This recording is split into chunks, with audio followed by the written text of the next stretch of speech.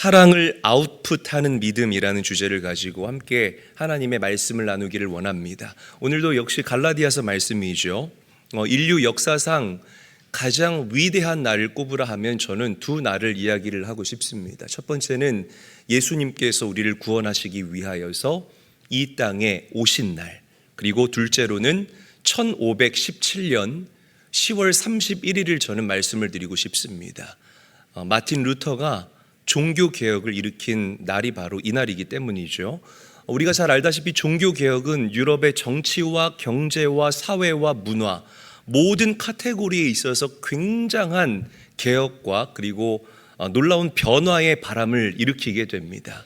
사실 이 종교개혁의 목적은 혁명이나 아니면 개혁이 목적이 아니었어요.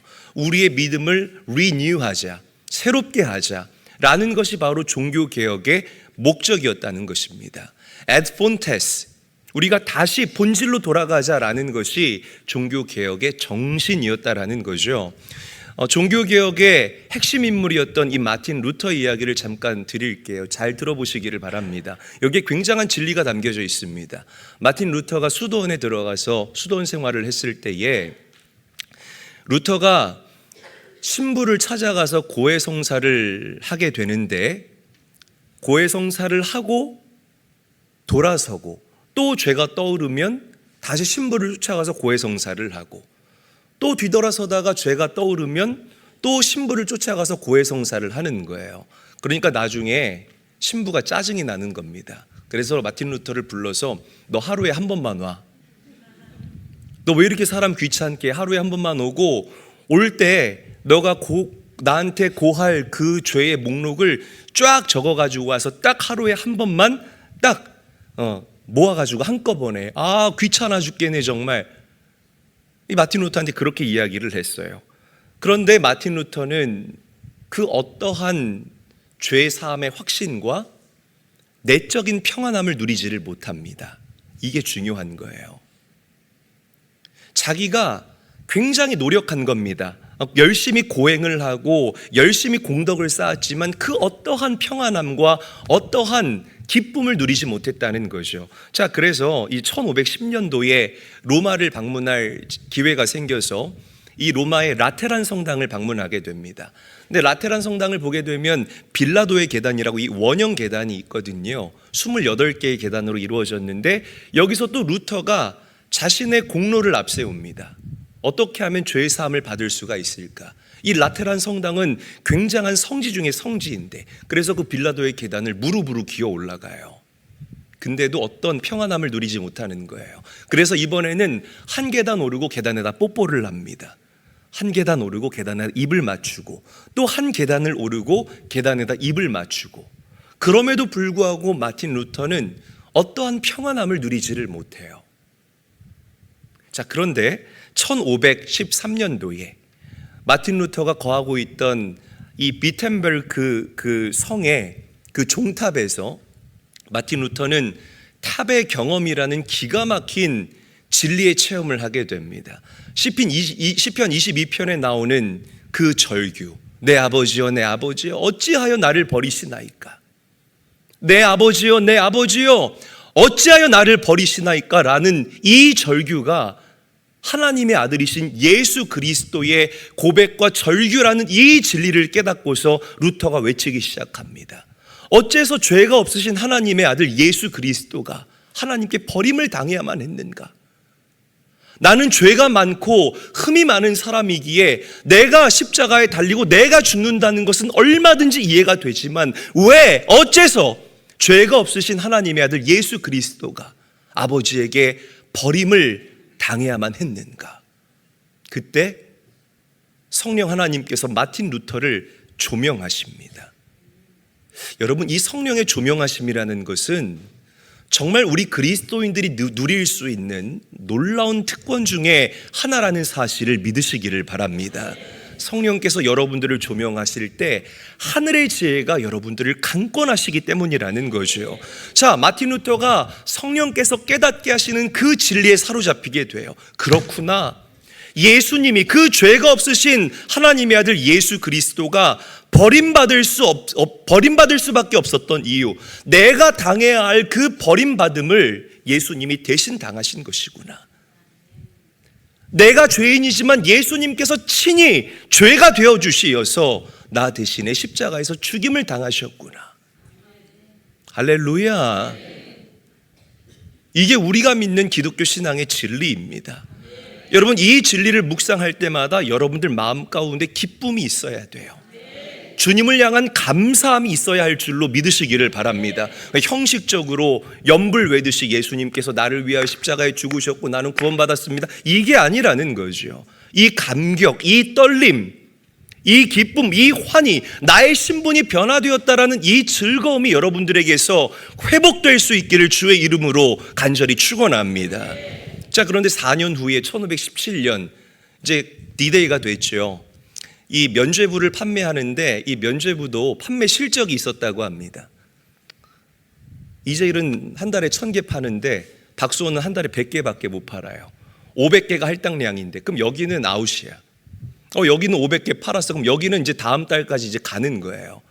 이 면죄부 판매 실적이 있었거든요. 그런데 이 면죄부 판매에 정말 탁월한 역량을 보였던 존 태첼이라는 신부가 있었습니다. 이 사람은 무슨 얘기를 했냐면, 당신들이 이 면죄부를 사기 위해서 금화를 이 헌금 바구니에 내는 순간 당신들의 영혼은 용수철처럼 천국을 향해서 튀어 올라갈 것입니다. 말도 안 되는 소리를 짓거렸습니다, 여러분.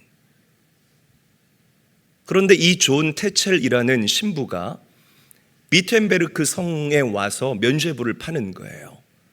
마틴 루터가 이를 보고 크게 분개합니다. 그리고 이에 대한 95개의 반박 조항을 내세워서 그 성 문 앞에 게시를 하게 돼요. 그때가 바로 1517년 10월 31일 종교개혁의 신호탄을 알리는 시발점이 됐다라는 거죠. 여러분, 하나님께서는 이 일을 통하여서 유럽을 포함한 전 세계 기독교의 역사를 바꿔놓는 기가 막힌 종교개혁을 일으키셨음을 믿으시기를 바랍니다. 루터뿐만이 아니에요. 스위스의 쯔빙글리, 그리고 이 프랑스의 존 칼빈과 같은 그런 하나님께서 귀하게 쓰셨던 위대한 개혁자들이 불과 같이 일어나기 시작했습니다. 그리고 많은 믿음의 사람들에게 우리가 초대교회 영성으로 돌아가야 합니다. 오직 믿음으로만 구원받습니다. 그 초대교회에 일하셨던 성령 하나님과 우리 시대에 일하셨던 성령 하나님은 요만큼도 다르지 않습니다. 성령의 임재를 기대하셔야 됩니다 라는 이 기가 막힌 영적인 진리를 외치기 시작했다라는 거죠.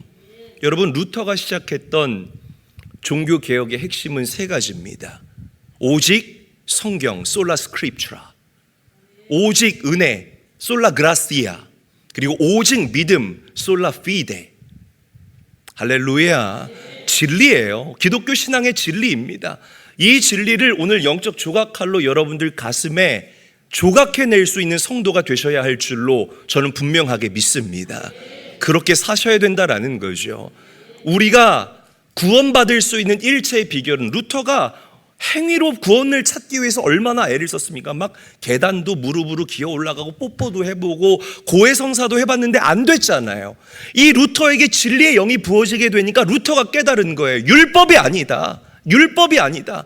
오직 말씀에 기초한 솔라 스크립추라, 말씀에 기초한 하나님의 은혜, 솔라 그라시아. 아멘. 그리고 우리의 믿음, 솔라 피데 로 말미암아 우리는 하나님께 의롭다함을 받을 수 있다. 이게 우리가 붙잡아야 할 진리의 말씀이라는 것이죠. 교회가 아무리 크고, 교회가 아무리 구제 사업을 많이 하고, 교회가 아무리 여러분들에게 편안하게 신앙생활할 수 있도록 자리를 내어준다 할지라도, 이 기독교 신앙의 근본과 진리가 증거되지 않는 교회라면 그 교회는 사교장에 불과합니다. 그만큼 중요한 내용이에요. 믿으시면 아멘 합시다. 여러분, 이 진리를 다시 한번 가슴에 새길 수 있게 되기를 주님의 이름으로 간절히 축원합니다. 자, 우리가 매주 나누는 이 갈라디아서의 핵심 내용이 바로 이것이죠. 바울은 율법의 행위와 그리고 믿음을 명확하게 구분 지어서 우리 성도들에게 이야기를 합니다. 율법으로는 절대 칭의, 의롭다함을 받을 수 없다라고 우리에게 명확하게 이야기를 한다라는 거죠. 오직 하나님의 아들이신 예수 그리스도를 믿는 믿음으로 말미암아 우리는 죄의 용서함을 받고 하나님의 자녀가 될 수 있다. 아멘. 기가 막힌 진리인 거예요. 여러분, 십자가에 달리신 예수 그리스도만이 우리의 구원자이시고 우리의 의가 되시고 우리의 자유가 되신다는 이 진리를 믿으시기를 바랍니다. 자, 그래서 바울이 얘기를 해요. 야, 너네 믿음으로 구원받았는데 왜 또 율법으로 돌아가려고 하냐? 율법은 하등 너희들의 인생 가운데에 의롭담을 줄 수가 없으니 니마 그 강을 건너지 마오.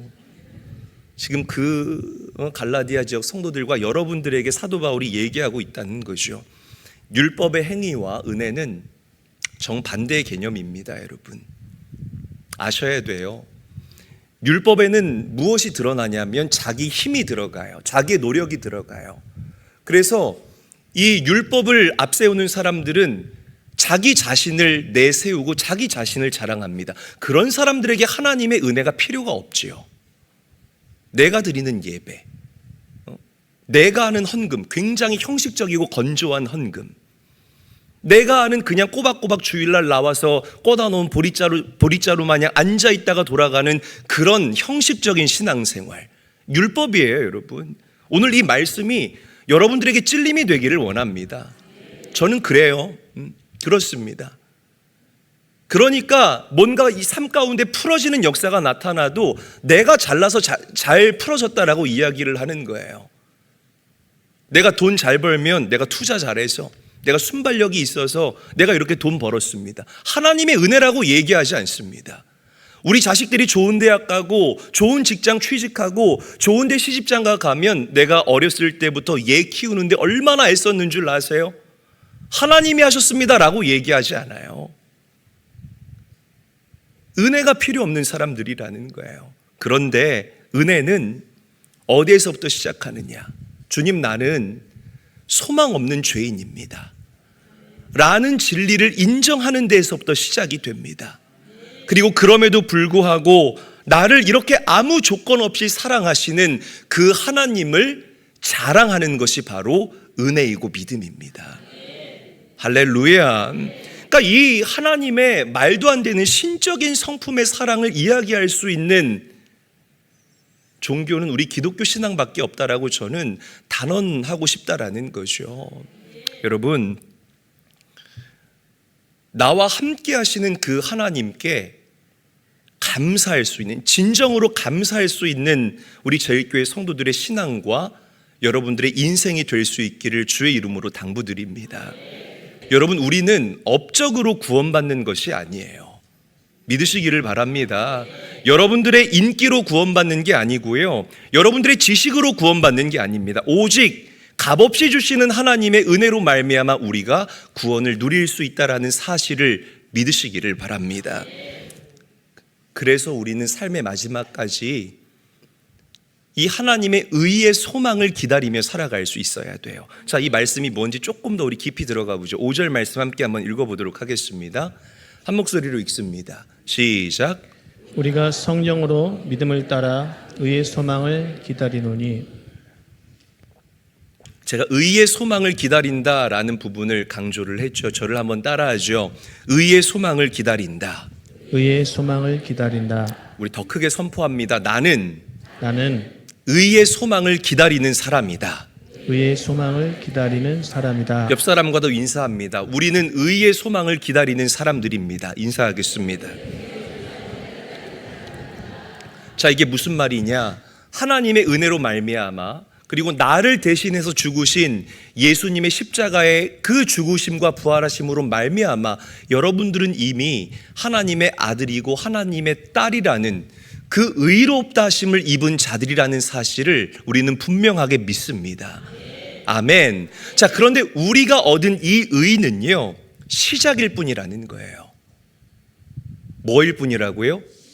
시작일 뿐이라는 것입니다. 우리의 이 의가 완벽하게 풀어지고 완벽하게 완성되는 때가 언제냐? 우리가 하나님 앞에 서게 되는 날, 우리가 하나님의 심판대에 서게 되는 그 날, 여러분들이 얻은 이 의의가 완성되어지고 풀어지게 되는 기가 막힌 역사가 반드시 일어나게 된다는 거죠. 여러분, 주님 앞에 서시는 그날이 오늘 여러분들에게 비참한 날이 되지 않기를 원해요. 아멘. 그리스도인답게 살자는 것입니다. 함부로 살거나 주님께 설악하신 그 시간들을 아무렇게나 사용하며 살아가는 자가 되는 것이 아니라, 주님이 언제 오시던, 그래요, 기왕이면 우리가 예배하는 이 주일날 오시면 좋겠지만, 주님이 오실 때, 그래, 너는 겸손하게 인내했구나, 교회를 사랑했구나, 복음을 지키기 위해서 정말 애를 썼구나, 영혼을 사랑했구나, 그 믿음을 지키기 위해서 온갖 핍박을 견뎌냈구나 라는 주님의 인정과 그 의의 완성, 이게 의의 완성인 거예요. 이 의의 완성이 여러분들 인생 가운데서 불과 같이 일어날 수 있게 되기를 예수님의 이름으로 간절히 축원합니다. 우리는 의의 소망을 기다리는 자다. 아멘. 이제 무슨 말인지 아시겠죠? 다시 한번 옆 사람과 인사할까요? 당신은 의의 소망을 기다리는 자입니다. 인사하겠습니다.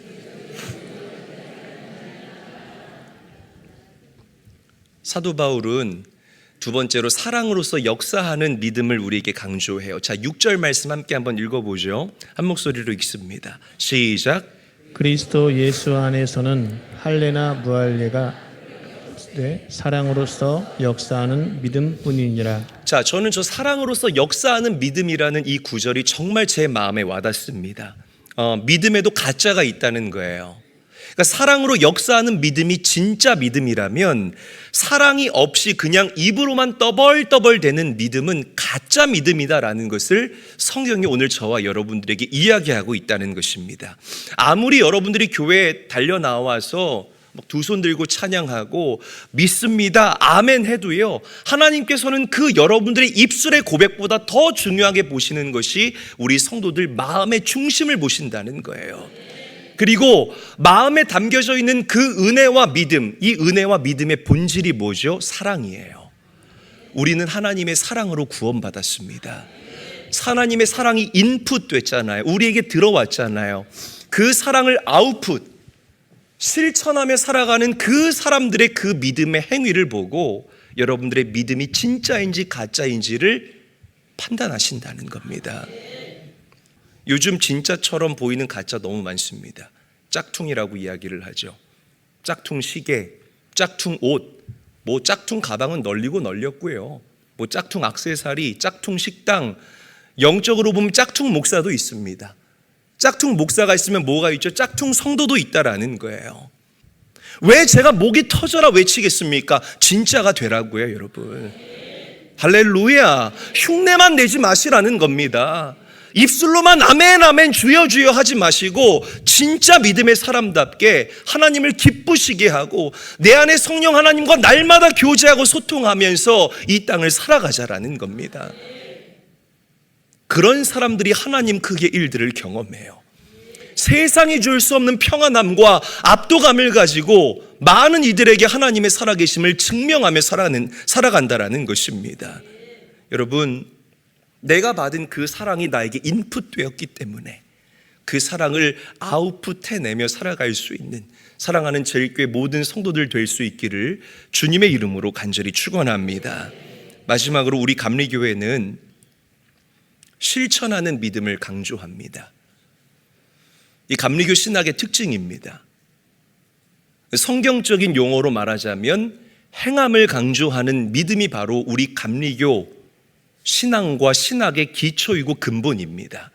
그래서 감리교 운동을 시작했던 존 웨슬리 목사님께서는 열매를 강조했어요. 뭘 강조했다고요? 열매를 강조했다라는 거죠.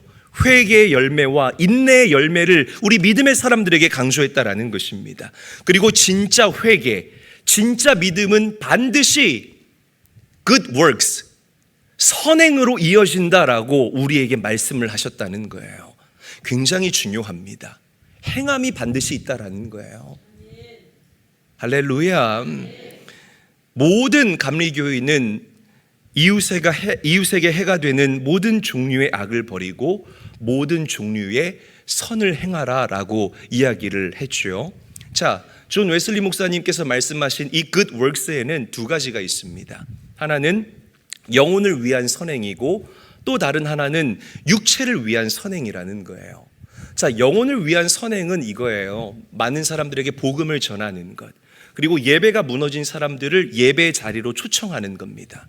그래서 함께 그 하나님의 기름 부으심을 경험하고 예배를 통하여서 그들의 무너진 그 믿음이 다시금 리빌드되는, 재건되어지는 은혜를 경험하자. 이것이 바로 우리가 할 수 있는 영혼을 위한 선행이라고 이야기를 할 수가 있습니다. 아멘. 자, 육체를 위한 선행은 가난하고 약하고 어려운 사람들을 실제적으로 도와주는 거예요. 그러니까 뭐 좋은 예로 저희가 땡스기빙이 되면 여러분들 과일 하나씩 가지고 오잖아요. 근데 그 과일을 박스로 담아서 만드니까 한 70박스에서 많게는 한 100박스 정도가 나오더라고요. 어마어마한 숫자입니다. 그리고 옆에 이 식당들 함께 조인시켜서 뭐 식당이 고기를 100박스 되든지 뭐 설렁탕을 100박스 되든지 그렇게 해서 저희가 복지관과 함께 소외된 이웃들을 돕는 일들, 이게 바로 우리 교회와 여러분들이 하는 그 육체를 향한 선행이라고 이야기할 수가 있다는 거죠. 그러니까 이게 참 믿음의 사람들이 당연히 해야 할 그 믿음의 행위라는 것입니다. 여러분, 다시 한번 오늘 말씀을 정리하면서 말씀드리자면 말로만 믿습니다, 믿습니다, 아멘, 아멘 하지 마시고 여러분들의 고백에 우리 성도님들의 진실된 마음이 담겨져 있기를 예수님의 이름으로 간절히 축원합니다. 저는 이제 막 다름질을 해야 되는 그런 목사예요. 한국 교회 전체를 놓고 볼 때에 한국 교회에 정말 훌륭했던 선배님들이 끝에 가서 무너지고 끝에 가서 변질되어지고 끝에 가서 힘들어하는 그런 모습을 볼 때에 정말 마음이 아픕니다.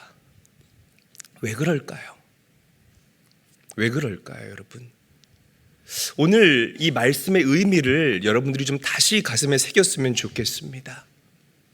그냥 형식적이고 그냥 이 바리새인들이 했던 것처럼 그냥 연불 외듯이 고백하는 그런 믿음과 사랑의 고백이 아니라 정말 진실되게 고백하시고 진실되게 마음에 담아있는 것을 아웃풋해낼 수 있는, 행동으로 옮길 수 있는 성도들이 되셔서 정말 여러분들 때문에 세상이 살맛 나는 세상으로 변화되는 역사가 일어나게 되기를 원합니다.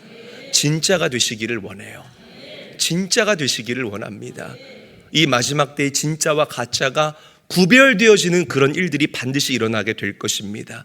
예수님이 이 땅에 오셨을 때에 가난하고 약하고 어려운 사람들, 많은 이들이 매국노라고 손가락질하던 세리의 친구가 되어주시고 창녀의 친구가 되어주시고 고아와 과부의 친구가 되어주시고 마음이 무너져 내려가던 그들의 인생 가운데에 복음으로 다시금 살 희망과 소망을 주셨던 것처럼 이 교회와 여러분들이 그런 일들을 감당해내야 할 줄로 믿습니다.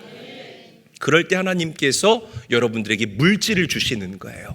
그리고 여러분들에게 사람을 주시는 것이고 배움이 필요하면 그때 여러분들에게 하나님께서 배움도 주시는 것이라는 겁니다.